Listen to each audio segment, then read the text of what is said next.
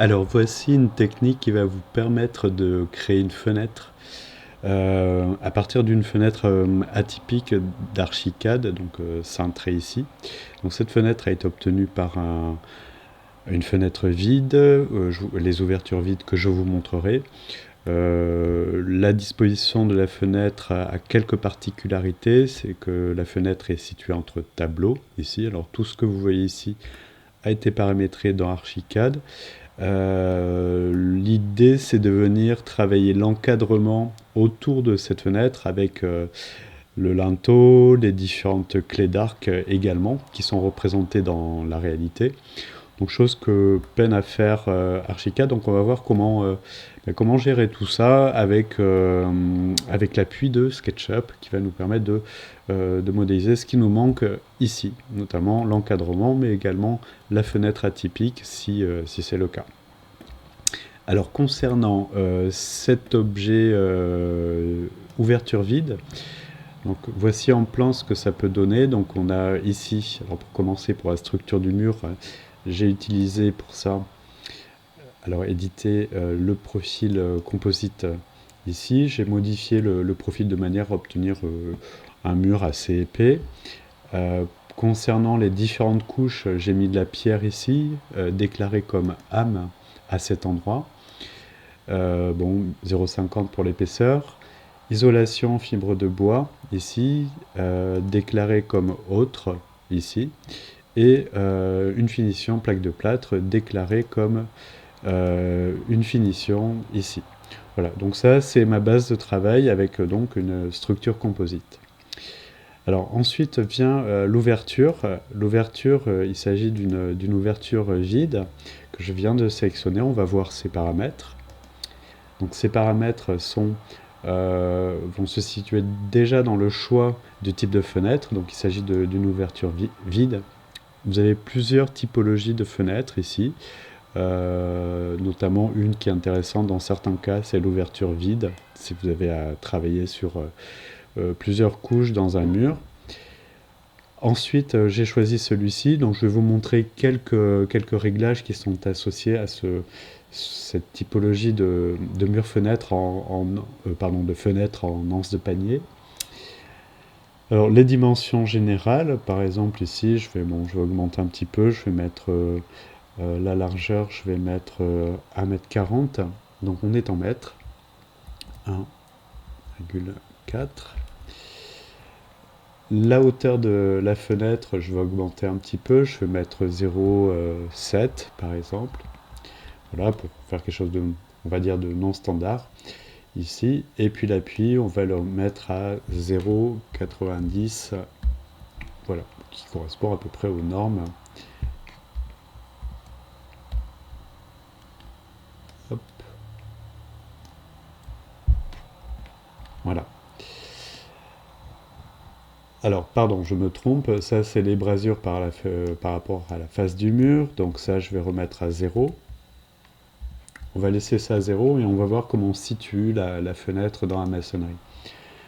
Donc ici on est à 0,9.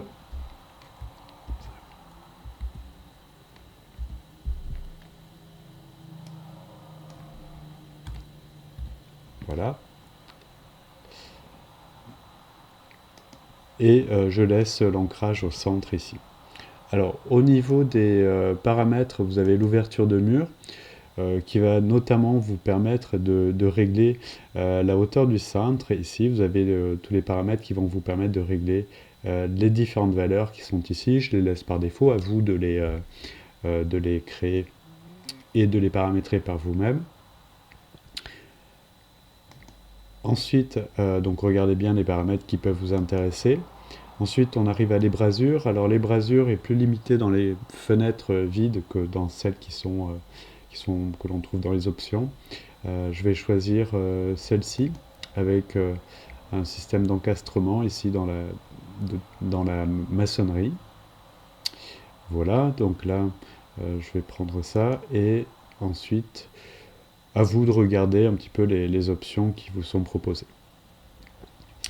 Alors, voilà, donc sachant que ce qui est important, c'est ce qui est ici, l'ouverture de la fenêtre, les brasures, fermeture de mur pour les retours, si vous avez fait une structure composite pour les retours du plâtre ici. Et donc il s'agit là d'une fenêtre entre tableaux. Donc ici je vais utiliser incrustation d'allège pour pouvoir définir mon décalage de l'embrasure, ici pour définir une embrasure plus importante jusqu'au sol. Voilà, donc là il faut bien cocher ça et rentrer la valeur ici, et différents paramètres si vous le souhaitez à cet endroit. Donc là je fais OK. Voilà, donc là l'ébrasure n'a pas été prise en compte, alors je repars sur mon ébrasure, donc je vais ici, et je vais bien sélectionner celle-ci. Voilà, il faut bien double-cliquer pour ensuite rentrer les différentes valeurs à cet endroit. Donc je fais OK. Voilà, donc je vous laisse ce retour ici, voir comment je vais disposer plus tard ma fenêtre. Là, je ne m'occupais que de l'encadrement autour de cette fenêtre, mais le principe de la modélisation de la fenêtre sera identique, c'est-à-dire avec l'utilisation de SketchUp. Alors en 3D, on vérifie. Voilà, j'ai ma fenêtre entre tableaux ici, et le retour du plâtre qui se fait bien à cet endroit, puisque l'option est réglée par défaut. Mon mur fait 50 ici, et on a un doublage lame de roche ici, et ensuite on a des plaques de plâtre ici. Évidemment, tout ça peut être changé dans les structures composites si vous souhaitez modifier les paramètres de ce mur composite. Alors la prochaine étape va consister à exporter notre modèle 3D dans SketchUp, de manière à pouvoir prendre nos marques sur l'ouverture ici, pour dessiner l'encadrement, le linteau, les clés d'arc, etc. Tous les éléments, les motifs, on va dire, décoratifs qui vont agrémenter cette ouverture. Alors je vais enregistrer mon fichier pour commencer, fichier enregistré sous. Voilà, et je vais l'appeler démo modélisation d'une fenêtre ancienne dans Archicad. Enregistré. Alors au niveau de... Pardon, je me suis trompé de format. Donc enregistré sous. Donc là je souhaite bien enregistrer le fichier ici, le fichier modèle PLN ici, et je vais l'appeler démo modélisation du fenêtre ancienne.pl. Enregistrer. Donc là je valide, c'était une ancienne version. Ensuite, normalement ça devrait être en plan. Je pense que c'est bon. Alors ensuite, cet objet, je vais en avoir besoin pour SketchUp, pour pouvoir prendre mes marques. Alors pour enregistrer ce fichier-là, je n'ai pas besoin de le sélectionner. On va dans Menu Fichier, Enregistrer sous, Interopérabilité. Non, c'est bien Enregistrer sous, excusez-moi.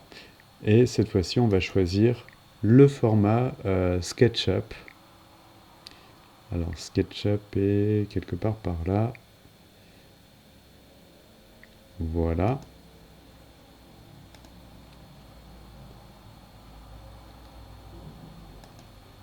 Voilà. Donc là, je vais enregistrer. Pareil, je vais l'appeler démo export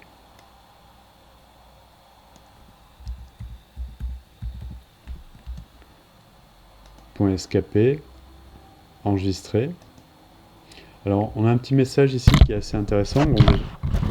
Déjà, qui nous donne, qui nous fait un petit audit sur le dessin pour nous dire si c'est assez complexe ou très complexe. Vous avez le choix aussi de sélectionner ou pas des éléments qui sont présents. Donc là, vous avez le listing de tous les éléments qui ont été dessinés dans Archicad. Donc ça permet, comme vous n'avez besoin que de certains éléments, de décocher ce dont vous avez besoin. Ensuite, ça, donc là, je vais garder les murs et fenêtres pour garder mon ouverture libre ici. On va trouver également ici le listing des calques, donc à vous de décocher les calques qui sont intéressants pour vous dans SketchUp, sachant que ça permet d'alléger le modèle hein, dans SketchUp, sachant que vous n'avez besoin que des murs qui sont situés dans le calque mur extérieur. Alors pour la version SketchUp, il nous met une version antérieure de manière à être sûr de pouvoir lire le fichier SketchUp. Je valide.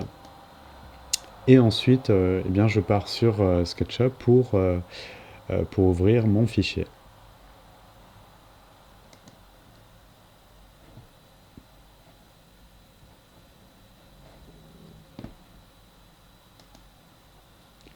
Voilà, pour ouvrir le fichier, c'est menu fichier dans SketchUp, ouvrir.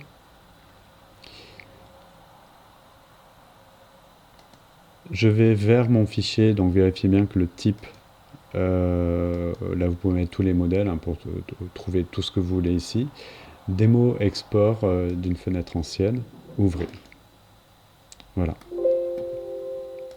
Alors, ce qui s'est passé, c'est que vous avez automatiquement, donc ça c'est intéressant parce que vous avez automatiquement dans les balises l'élément qui a été amené d'Archicad. Donc vous pouvez masquer, si vous avez oublié de masquer des calques, vous pouvez encore le faire ici. Ils sont plutôt bien structurés, c'est-à-dire que vous avez ici le groupe. Donc si on sélectionne ici, on va trouver au niveau de la structure le groupe ici, que vous pouvez vous renommer si vous le souhaitez. J'ai un groupe là et un autre groupe là qui est bon, visiblement invisible. Alors voilà, donc ça c'est pour l'import de l'élément dans SketchUp. On va voir maintenant comment réaliser la modification sur place, sur cette fenêtre, notamment créer un encadrement et éventuellement des clés d'arc sur ce modèle-là.